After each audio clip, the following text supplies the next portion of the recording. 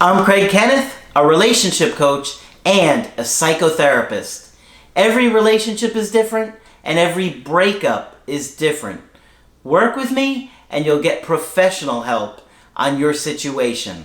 And if you're in no contact, focused on personal growth, my workbook series, The Knowledge, will help you make changes like you've never made before. Available now at AskCraig.net.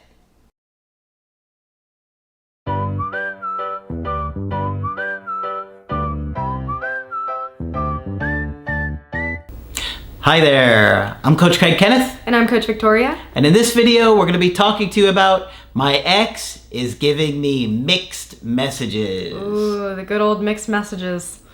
We're going to get right into it, but before we do, I did want to say that Craig and I are available for Skype coaching sessions. So if you would like a one-on-one on your situation, head to our website and you can book from there. Absolutely, we'll help you out. Because breakups are so confusing.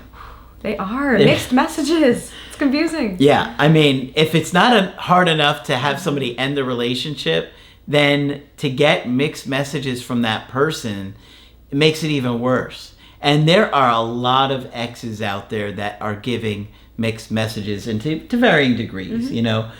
Maybe it's just liking little things on your social media, to sending you direct messages. And, I was just thinking about the cat the other day. Send me a picture of the cat. How's Mr. Whiskers doing? Yeah. And they could be even more extreme, to the point of saying, I miss you and I love you, more directly, but still not wanting a relationship. So mixed messages comes in all sorts of different packaging. Yeah. And we've got a good email coaching today, and they were getting some mixed messages from their ex. And you're going to see some of the things that were going on here. This is from a couple in their early 30s, and they dated for a couple of years. Now, they broke up in the middle of February, and he didn't contact her again until the end of March. So there's about 5 weeks of no contact. He says, when I went down to her house to try and get her back, and this usually goes bad. This usually winds up with, if you don't leave me alone, we're getting the police involved. Oh, yeah. And believe me, you do not want the police involved. Yeah. People's homes are their sanctuaries, okay? That's the place where they feel peace, where they feel safe. You know, it's their space. You really, really, really want to respect that. You don't want to drive past their house. You don't want them to feel unsafe in their own home, please. Yeah. Now, to top it off, she lived about an hour away, too. So he drove about an hour to just show up. He said, we both did this to each other before. She showed up at my house once, and then I showed up at hers. Yeah, well, I hate to say it, but women can get away with it more than men can. It still doesn't make it okay for women, I want to be clear. We're not saying it's okay, but let's face it. When a guy does it to a woman really gets scared, and then she really loses attraction. Right. Men are more tolerant of it. I'm not saying to do it. Don't do it. Don't do it.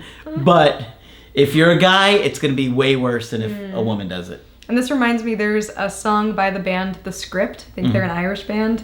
And the song is called Nothing. And in the song, he describes being drunk with his friends, and he has this compulsion to go over to his ex's house. And he says, like, if I'm just in front of her and we have this conversation, I know she'll change her mind. And then, it resolves to, but all I heard was nothing. So you have these fantasies of how this will play out. Your brain is constantly playing out scenarios. If I'm there, if she feels my presence, I know her, I know what this will be like. Yeah. Listen to their need for space. It's so true. It is a fantasy, right? Unfortunately, it's just not, it doesn't work like that. If it did, we'd tell you to do it, but it just makes it worse often. All right. She called it off this time, saying, I didn't prioritize her the same way she did me, which was the same reasoning as before. Okay, that's a fairly reasonable thing to say. If somebody tells you that, it sounds, okay, that sounds believable. Yeah. That sounds like, okay, somebody's not feeling like they're cared about. Eventually they're going to get tired of it and they're going to want to leave. Now, I don't know how accurate the statement is, but if it's accurate, then it would be a valid reason to leave somebody, right? This time, though, it's been the longest. She does have PTSD from her past. Our relationship was mostly positive, except for this constant struggle with her feeling under-prioritized, even though I was spending most of my free time with her. So that's a tough one, right? Because if he feels like I'm giving her all my free time and it's still not enough, what else am I supposed to do? Yeah. That's what he's probably feeling like. But, you know, it's like love languages. You know what I mean? Like her love language might be different. And so he may be trying to do one thing, but that doesn't make her feel loved. Right. Right? And I'm also curious on her end. You know, he had mentioned PTSD from her past. You know, in a more healed state, would her needs be different? Would they be the same? Great point. And what might that look like?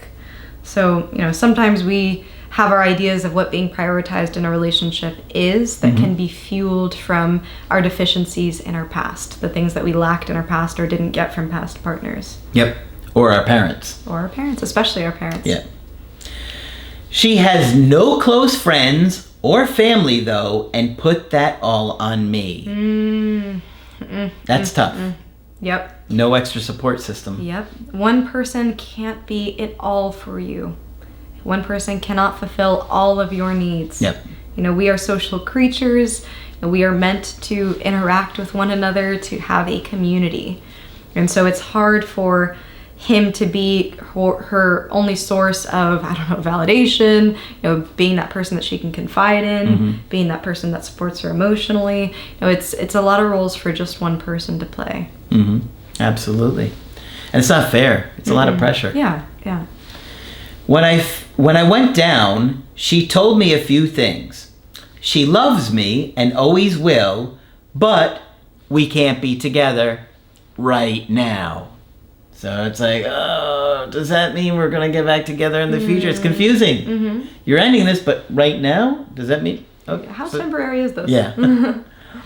She needs to prioritize other things like a house she's been flipping and her son. And it takes a lot to flip a house. You have to dig underneath the dirt. You know, you have to make sure that you're like flipping it correctly. You have to make sure there's no like rodents underneath that you're crushing when the house flips. It's like it's a lot that goes into it. I think it's a different kind of house flipping, Coach Victoria. She's not big into real estate. She said she needs to heal. And that is my bad humor rubbing off on you? Is that what's happening here? I blame myself for this. Possibly. She said she needs to heal, and that if she entertains the idea of getting back together again, we'd have to start over. Okay, so she's saying, again, here's another mixed message. If she entertains the idea, things would have to be different when we start over. So again, it's kind of giving them hope here, like that this isn't really over. Right? But currently, she's completely romantically turned off and hurt. We have to go by what's current. Yeah, and that's how she's feeling about things and seeing things now. I said okay, and I told her I'd give her space. I asked if we could remain in contact, and she said no. By default, she'd place me back in the number one priority spot. That's interesting. She couldn't just set a boundary and say, yes, we can, touch base here and there and see how it goes. She's like, no, because I would automatically put you as number one. And I see just some beliefs on her end. If I were to entertain this, we'd have to start over. Yeah. If I got into this, you would be number one. So it's almost like, she's prescribing this idea of what would happen that may or may not. Maybe she knows herself well enough to know that, it would be hard for her to focus on flipping that house. Yeah. Gotta watch those rodents. Right. Make sure the sun isn't under the house either. Right, yeah.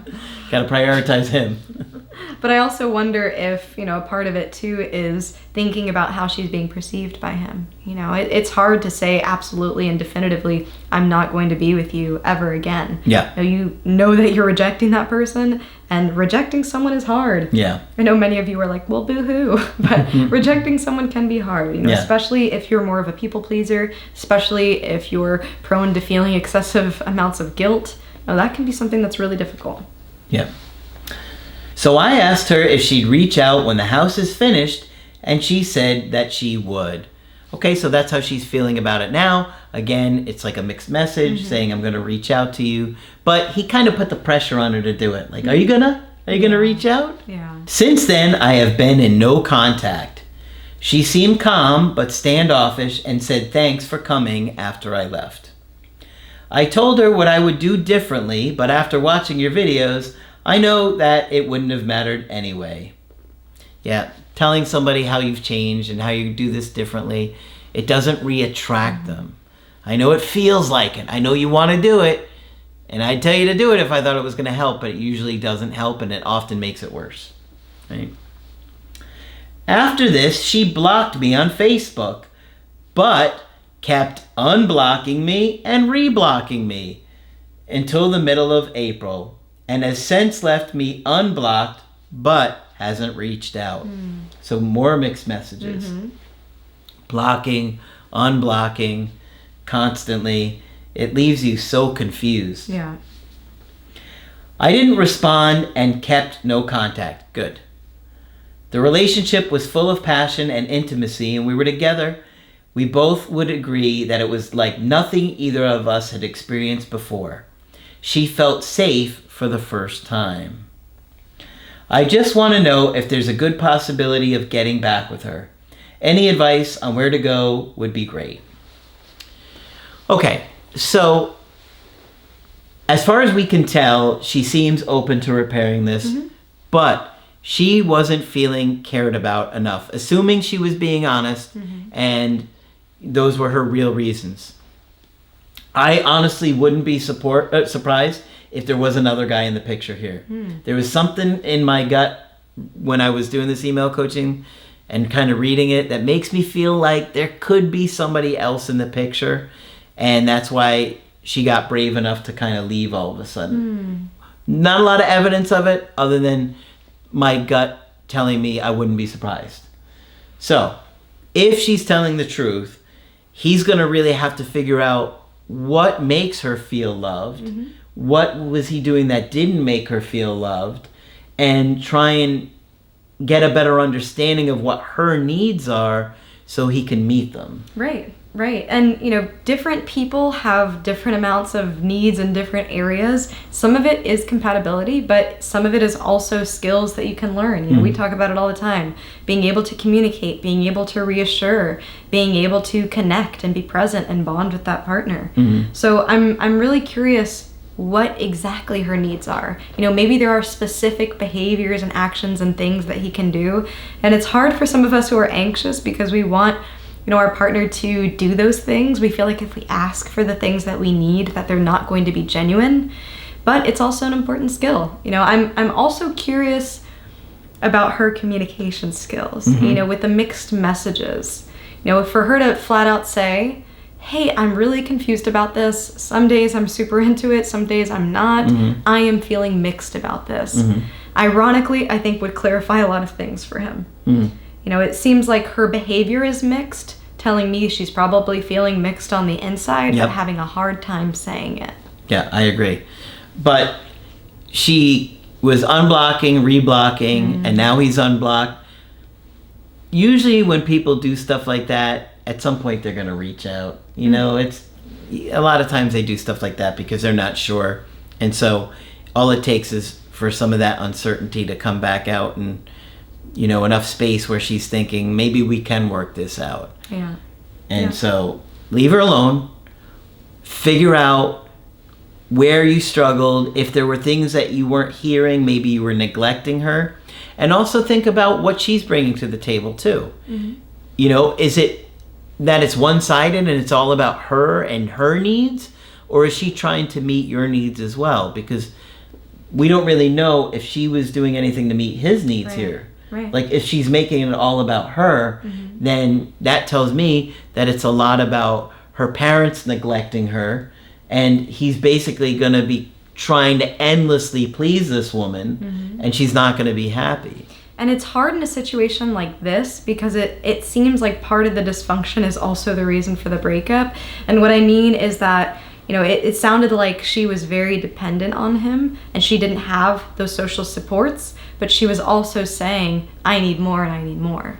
So it's hard to say, okay, well, how as a partner can I meet her needs but also support her independence, also get her to a place not necessarily where she needs less, but where she's able to have a community of people who are willing to meet those needs, and not just me, not just have the burden be on me. Yeah.